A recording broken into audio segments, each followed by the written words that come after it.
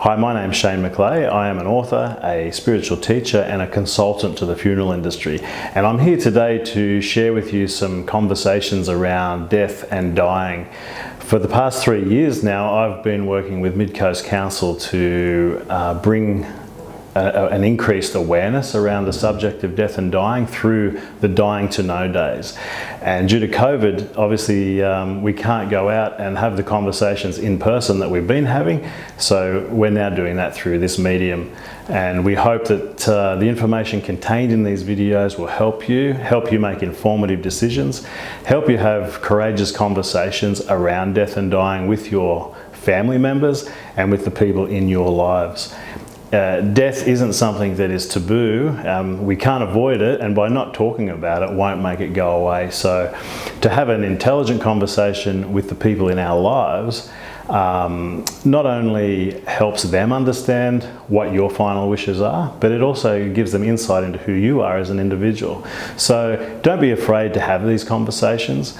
Promote them amongst your family and friends. Talking around the subject of death, dying and funerals won't make it visit you anytime soon, but it will help your family members and your loved ones have a better understanding about what you want as your final goodbye. Your funeral is your last opportunity to have your say, I guess, and to have people remember who you truly were, the essence of you as an individual. A lot of people fail to communicate their wishes for a funeral, and you end up with, unfortunately, what I would call a cookie cutter funeral, where some nice music's played, a couple of eulogies, and it's all over. It's really empowering to know that that isn't what a funeral has to be. A funeral should be a reflection of your life. It should be a gathering of your friends, your family, the people who knew you and loved you, and it should be a celebration of who you were and are. So to settle for something less than that is a real disservice, and unfortunately we see it all too often in the world today, where because of our Western culture and our, I guess, denial of death and our embracement of material things, we don't want to talk about death, and we don't want to have those conversations that might make us feel uncomfortable or our loved ones feel uncomfortable. But your funeral is your last opportunity to say goodbye and for people to say goodbye to you. And I would like to refer to it more as a celebration of your life and the establishment of your legacy. Grief is a very normal part of life, and it's really important to understand that firstly there are no rules around grief or grieving. There's no time frame, there's no period of time that should pass before grief disappears. We're all unique in how we approach things, how we're made up, our life experiences. So therefore how we respond to grief and how we process grief will be different for each and every one of us. So it's really important that you understand this, because grief is very real, but it's also important to know that it's very normal and very natural. And what grief is, it's the process that happens when we lose something or someone that's valuable or valued in our life. So grief is actually the beginning of the healing process. And do we ever stop missing somebody that we have loved? No. Do our emotions and feelings change around the loss? Probably not, and in most cases, no. But what's important to recognize is that you have to let grief unfold in its own timing, and you have to recognize when you need to reach out and ask for help. It's important to surround yourself with people who will encourage you and lift you up and help you through the process. Anyone who tells you that you just need to get over it doesn't know what they're talking about. Grief is real and it's natural, and you need to let it unfold in its own timing. And don't deny grief when it raises its head. Just go with it and let that process unfold within you. And as I said before, when you need to ask for help, don't be afraid to reach out. I'd just like to talk a little bit about spirituality, because whether you consider yourself religious or spiritual or not, when it comes to your funeral, if you haven't communicated your wishes and your position, people are going to make those decisions for you. So it's really important that you have had conversations around your belief system, what's important to you, what the things that matter in your life and have significance from a spiritual or / religious perspective. It's really important that you communicate your wishes around your spiritual / religious views, because ultimately, if you haven't done that, the people left behind to make decisions for you will make those decisions based on assuming they know what you wanted, what you believed in, and what you thought. There is no greater injustice than for somebody to be misrepresented, or somebody's spiritual position to be misrepresented at their funeral service. In my view, it's a real tragedy. And unfortunately, it happens time and time again because people haven't had those conversations around their wishes, their belief systems, what they view as spirituality, or their position on religion. It's okay not to have a position. It's okay to be completely immersed in a religious ritual, or it's okay just to be spiritual. Whatever is who you are is how it should be. And I can't stress that enough. We see so many times the funeral process where boxes are ticked because people don't know what to do. Spirituality is a very personal thing, and we've all been told, I'm sure you have, that not to discuss politics or religion. The world has changed since those times, and those children should be seen and not heard comments. We've emerged into a much more awakened world where people take more responsibility and more interest in their own spirituality. Some of the traditional spiritual and religious concepts no longer work or apply to people's lives, and that's okay. It's really important that, again, you communicate what your views are on those things so that people left behind to make decisions and to plan funeral services get it right, if you haven't had those conversations in the past or made those plans yourself. It's really important to remember that people only know what they know. So if you haven't educated them on your position from a spiritual perspective or a religious perspective, then they're going to fill in the blanks, and that could leave you really unhappy with the end result. So have the courageous conversations. Don't be afraid to talk about death and dying.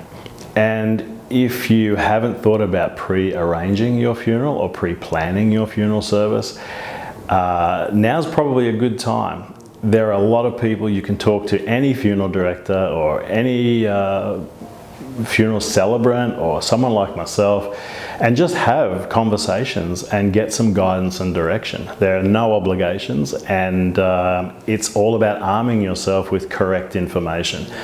Unfortunately, around the funeral topic and the subjects of death and dying, there are so many myths, urban myths, that are completely incorrect. And unfortunately, that comes from a lack of education and a fear of having the conversations about death and dying. So look at it in the sense that you're actually taking control of the very last event in your life. So you want to talk about living life on your terms, and you want to talk about living your life. Well, why would you hand the very last act of living over to somebody else and have had no input into that whole process? It's very important to think about these things, to sit down with your loved ones and have those, conversations that you might think are tough, but after you've had them, you're going to learn more about your loved ones. They're going to learn more about you.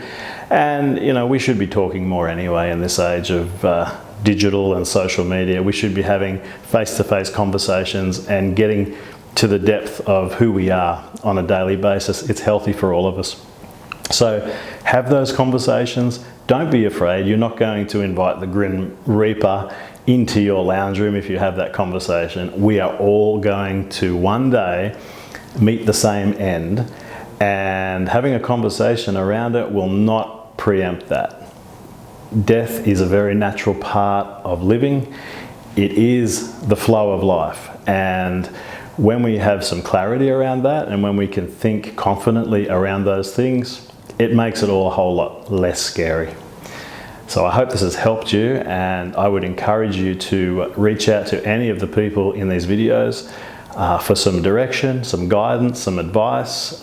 We are a community of people that actually care about this subject, and we actually care about people like yourself making informed and educated decisions about your final goodbye.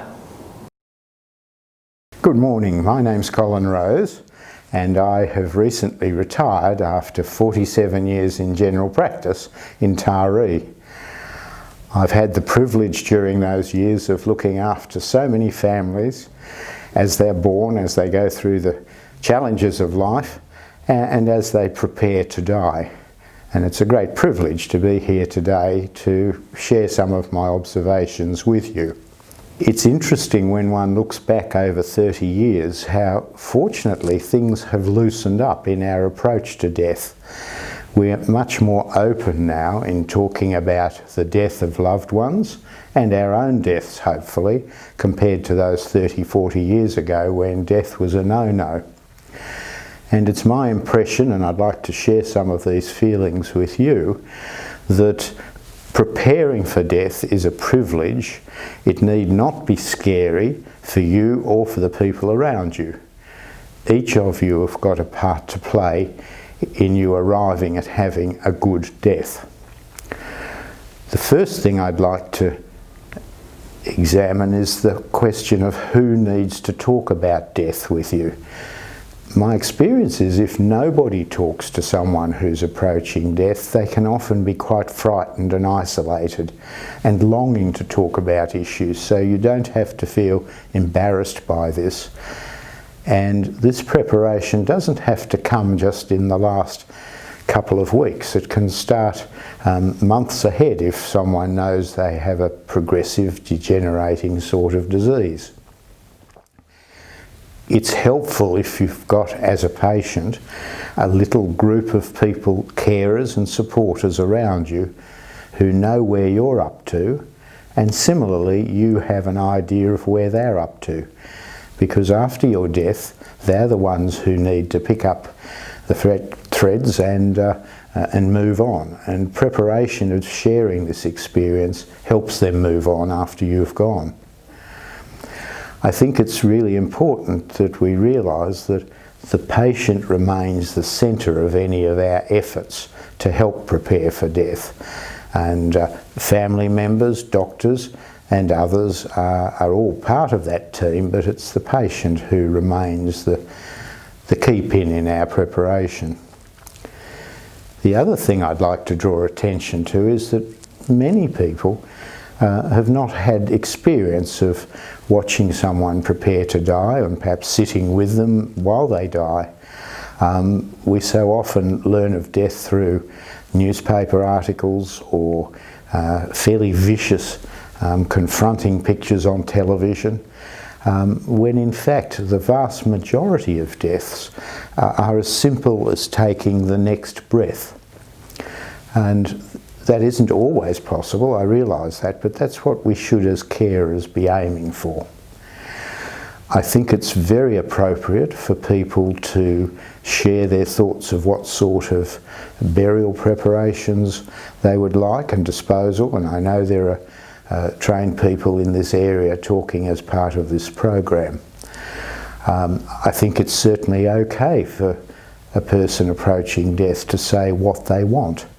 To let the family know, because there's certainly, in my experience, a real feeling of satisfaction at the end of a funeral when the family can leave and say, we've given such and such person what they wanted.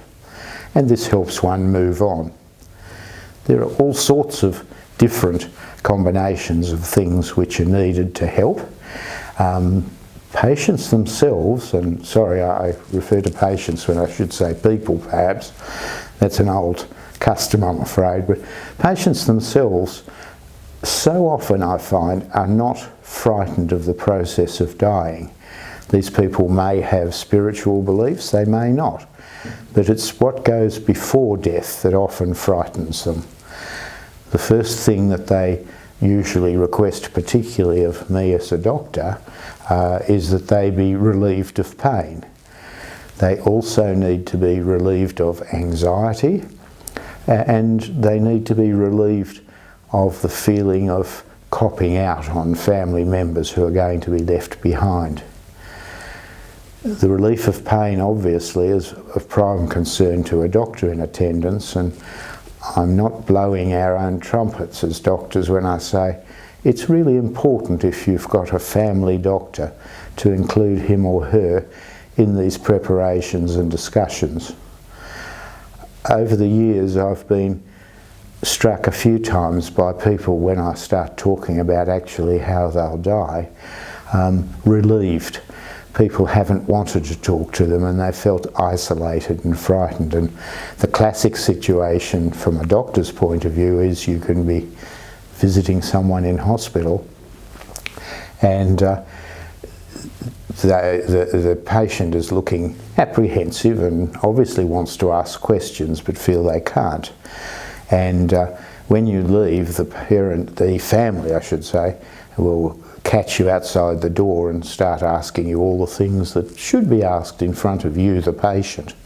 And it's really important to include the patient in all of these activities. It helps normalise things and it helps give people accurate information, because quite often their expectations of what might happen are slewed by their experience with other friends, or, as I say, with television and newspaper articles.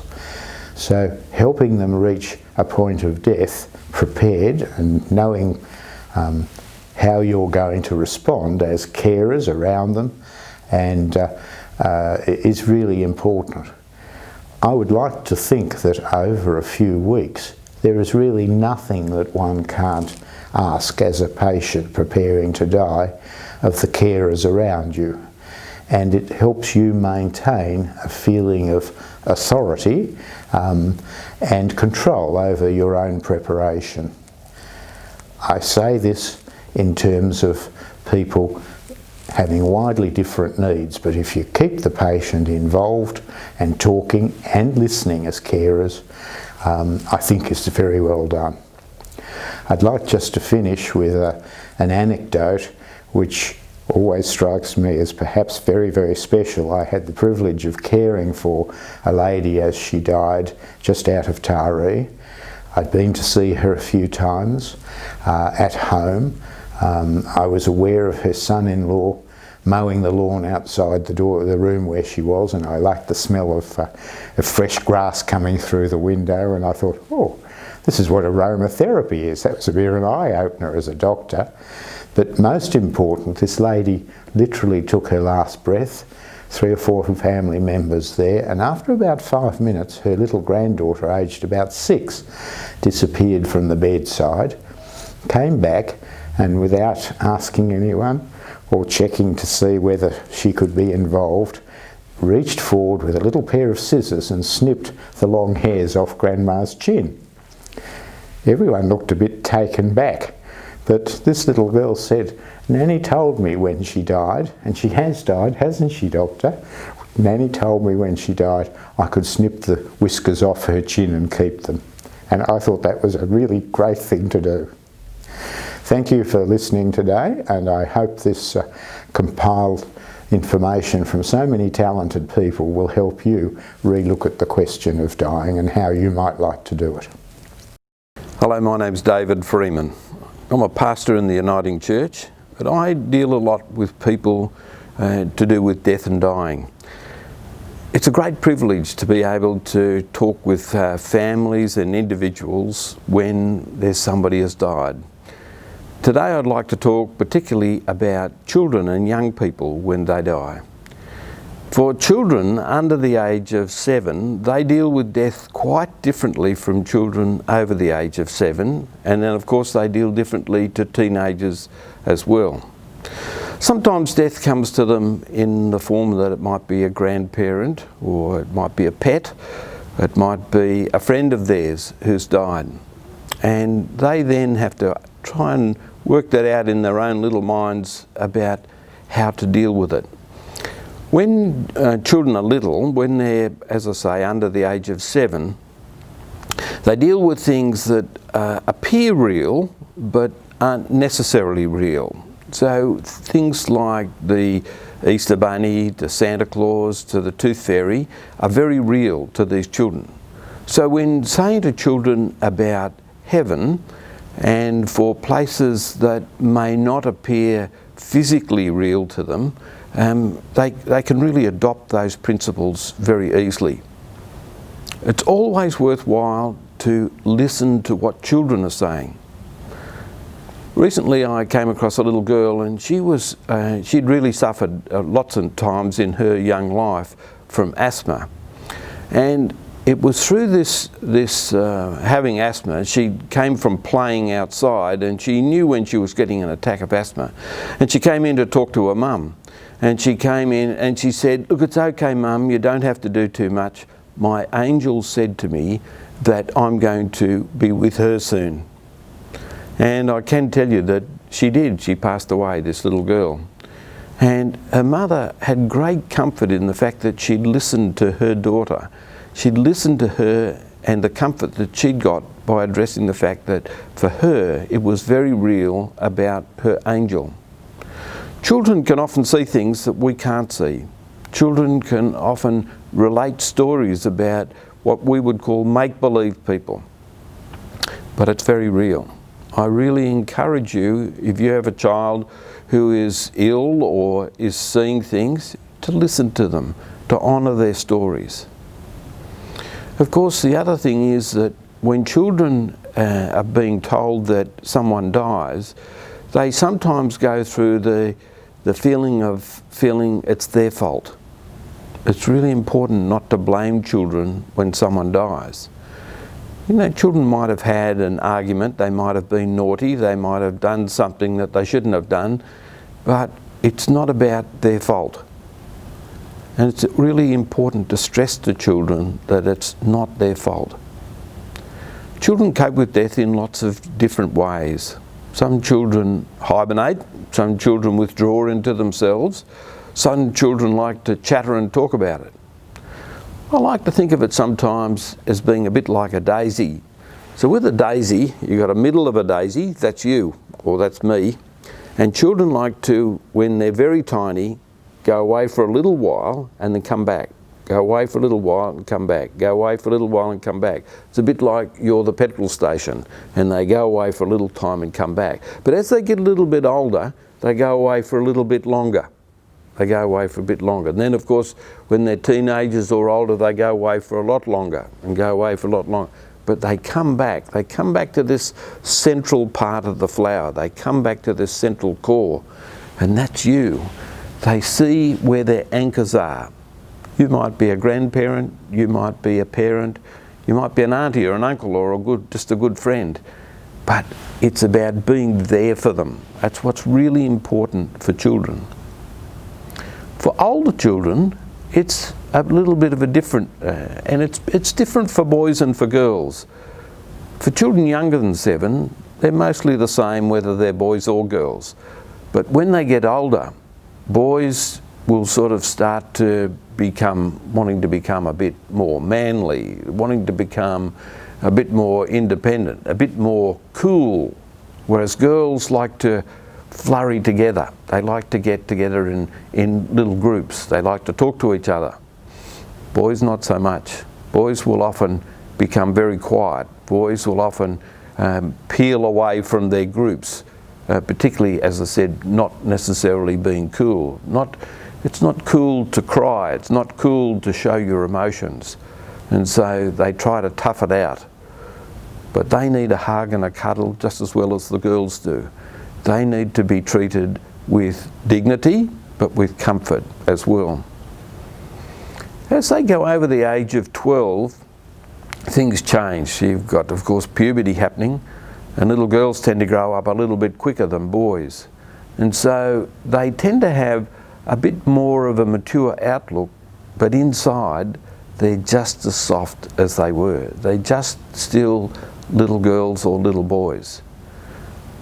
As they get older in teenagers, they start to find that there are people like their grandparents or the aunties or uncles that die for various reasons. They might be older, they may be that they've got cancer, they may have been killed tragically in a car accident. Every now and again they might find someone who's died as a result of suicide. In older children, older teenagers, sometimes they will find that their friends have taken their own life. And that's really sad when that happens. And the ripple effect is enormous. Similar when there's been a car accident. So you might have someone who's, say, 17, just begun to drive, and they've had a car accident. They've either been seriously maimed or they might have died as a result of that vehicle accident. And it's such a sad thing. And the ripple effect is enormous in a community. You've got the parents and all their friends. You've got the grandparents and all their friends. You've got the aunties and uncles and all their friends. If the child's still at school, there's all the teachers and all their school friends. And then, of course, you've got brothers and sisters and girlfriends and boyfriends and mates and people like that. It's very sad for them. It can affect a small community in a much different way to, say, someone involved in an urban environment, such as a big city. But it's good to be able to understand for children what it is like for them. One of the resources I use are books, and I'll sometimes visit a family and I'll give them a stack of books to read. And there are all sorts of different books. Picture books, particularly children's picture books, and often you'll find them in your town library. If they haven't got many in your town library, I'd encourage the librarian to have a look at what resources that they can produce for the community. And they mightn't be taken out much in the first 12 months, but then there'll become bursts of times when those libraries, the books are taken out of the library altogether. Books such as The Heart and the Bottle, they're very good books for children just to be able to sit it on your coffee table and the child will pick it up just when they want it. It might be a teenager or it might be a younger child, but it's about letting them decide when they want to pick it up and what they want to read. I'd suggest that you get a couple of books. Different books have got different effects for different children. There are some quite educational books. There's a whole series of books like this one. There are little books for little hands. This one's particularly good for little children who can read themselves, but it's also good to read to children. This same book is actually produced here in this book, and it's a big picture book to read to a lot of children. Some schools have borrowed this book from me and they've photographed each page and then put it up on a PowerPoint so that a school can understand what it's like if a teacher dies or a student dies. There are lots of different resources. Things like little teddy bears, little hearts, these are really handy resources. These are called a palm heart. And it's just to roll it around in your palm, something tactile to hold on to. For some children, it may be a cross or a religious background, or it may be prayer beads. They might have significant meaning. And there's things that are tactile for children to get a hold of. Let me encourage you, firstly, to believe what children are seeing and saying, but also to understand that for what children want to do is to talk about it. They need to have hugs, they need to touch, they need to be left alone, they need to be listened to. Let me encourage you to seek help. Seek help from a counsellor, seek help from someone who might know them, and let them in their own time have an anchor in someone they know and love. Thank you very much. Well, my name is Sarah Julian. I'm a civil celebrant based in Forster-Tuncurry on the mid-north coast. And I'm here to just tell you a few things about how the process goes when you employ a celebrant to help you with your loved one's funeral or memorial service. So usually if you don't approach a celebrant yourself, you'll go through a funeral director who will contact a male or female of your choice. Sometimes they are religious. I'm a civil celebrant, so I don't include religion unless you request it. When a funeral director does approach me, then I come and see you and your family. We sit down, we have some time together, we get to know one another, and I learn all about your loved one through you. So the way I like to conduct my services is to celebrate the person's life. I like to share stories. I like to gather tributes and memories from family members and close friends, and I put it all together to create a really loving memorial or farewell or funeral service for you and your family.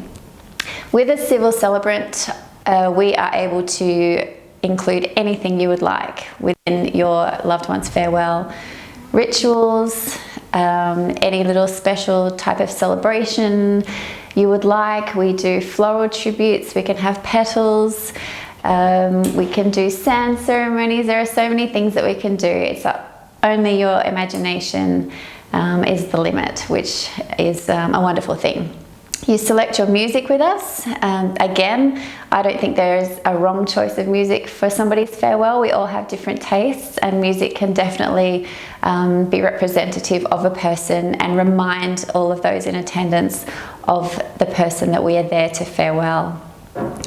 I like to spend an hour or more with my families, and I like to really get to know the person through discussion, through hearing stories and tales of wonderful moments that have occurred during somebody's life, and to find out more about their life story.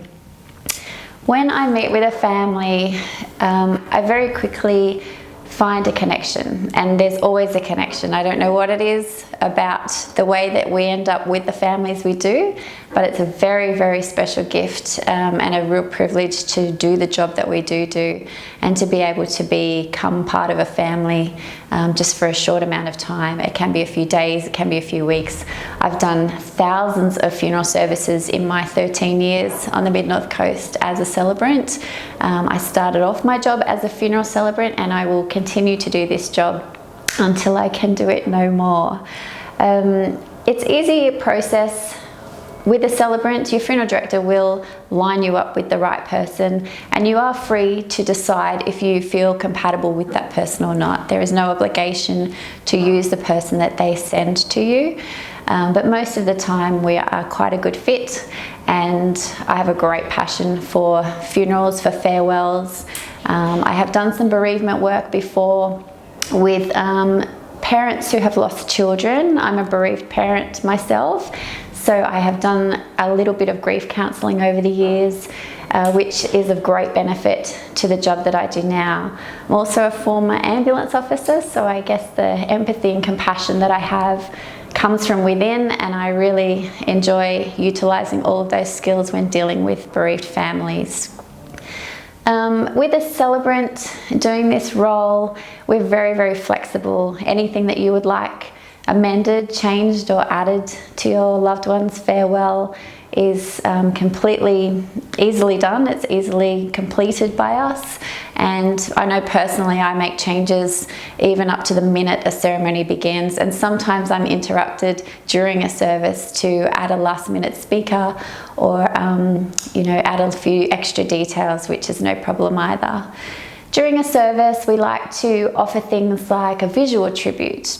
That's where we have a slideshow of photos with music behind it so that you can reflect upon somebody's life using visual images. It's a really lovely thing to do, and we can do that just in the middle of a service, whether we're indoors or outdoors these days. We're very lucky that we're able to use technology to its fullest effect, and there are lots of little things that we can use today that they wouldn't have been able to do in the past. We can live stream a service, we can play videos, and we can use homemade film clips that people have been dancing in their kitchen, and it's a nice little reminder of what they were like as a person and the character that they encompassed. I like to invite people to speak, not out in the open at a service. We like to pre-arrange that so I know who is going to speak, but everyone's welcome to have input. I really like the idea of tributes as well, so I encourage people that aren't quite so comfortable to get up and speak in front of a room full of people to write down a memory and hand it to me, and then I share them like telegrams in the olden days. It's a really nice way of getting a few more stories from people and being able to celebrate that person's life with other members of their family and their close friends. Again, it's just quite a simple process for us to plan a funeral or a farewell. We do this full-time. I do this full-time, Monday to Sunday.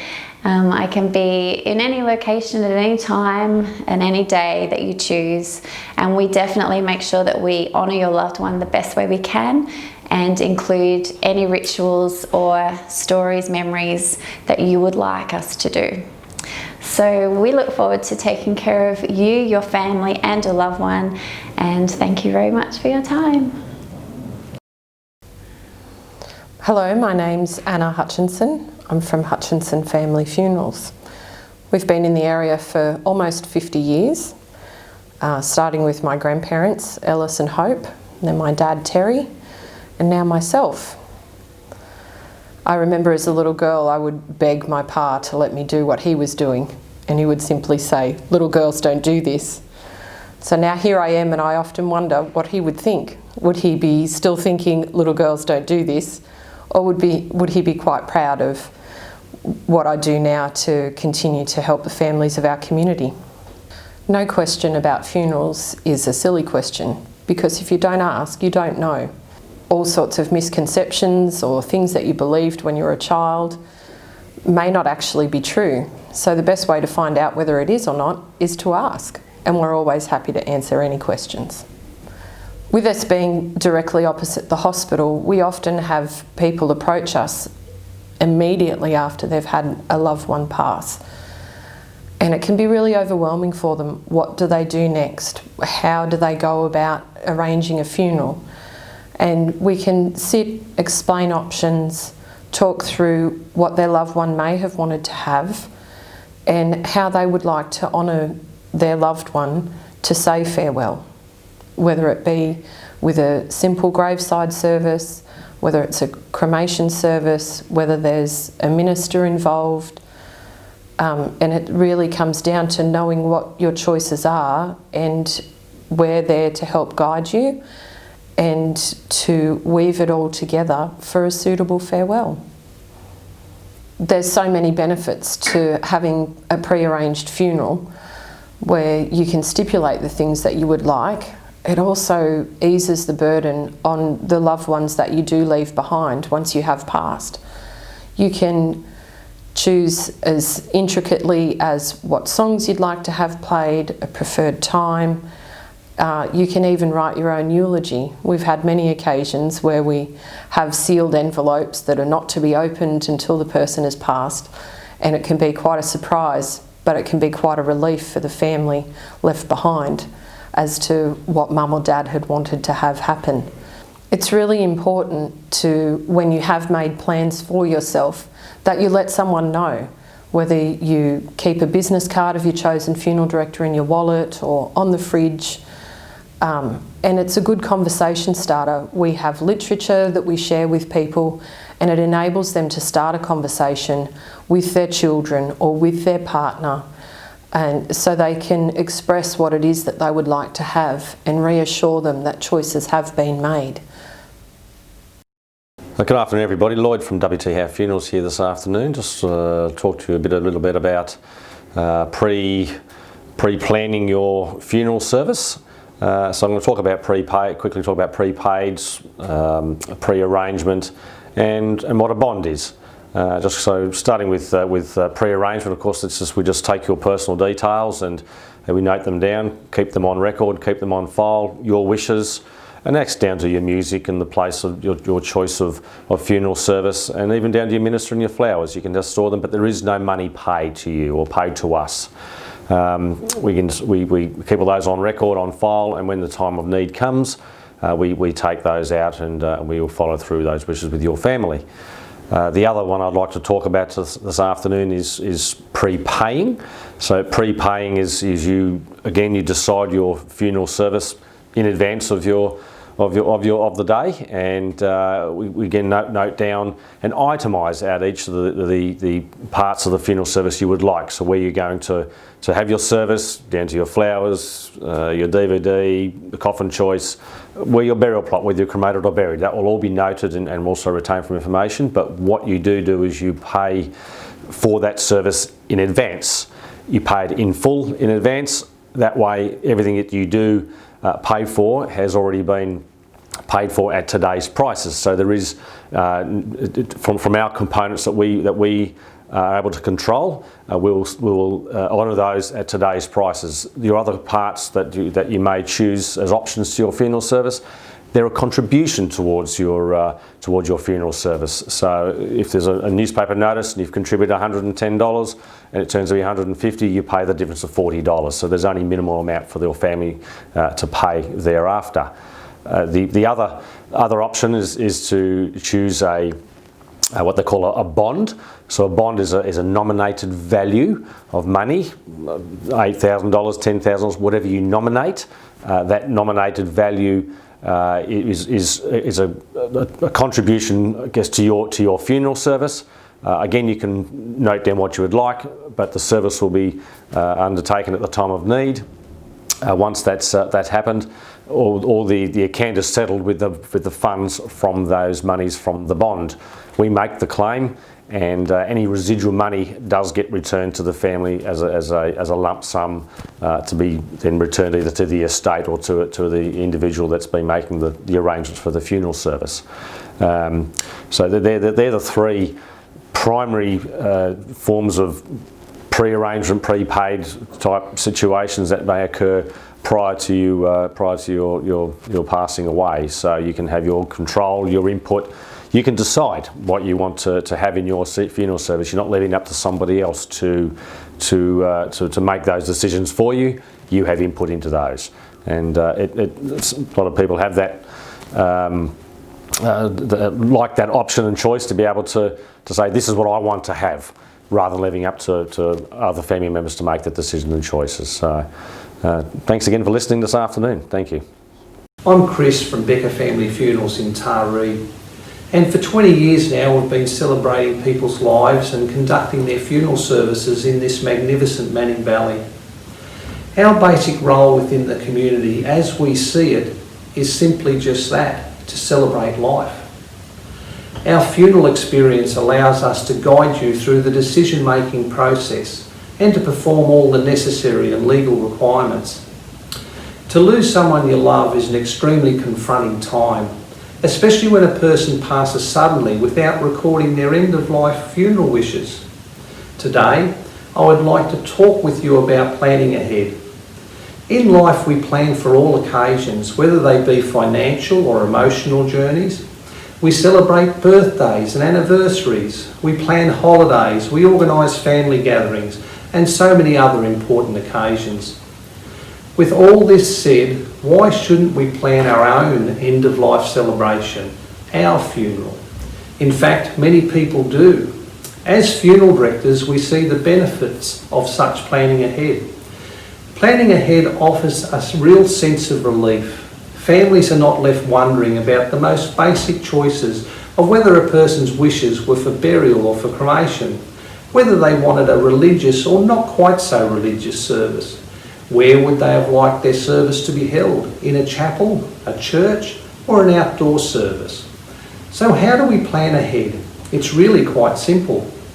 Find a funeral director that you feel comfortable with, give them a call to make an appointment.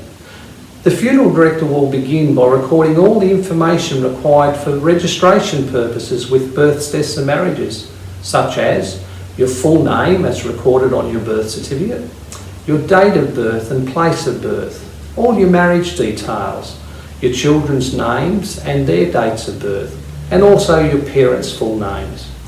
Once this information has been recorded, we can begin to decide on your funeral wishes and choices. For example, what type of service would you prefer? A religious service or a service conducted by a celebrant?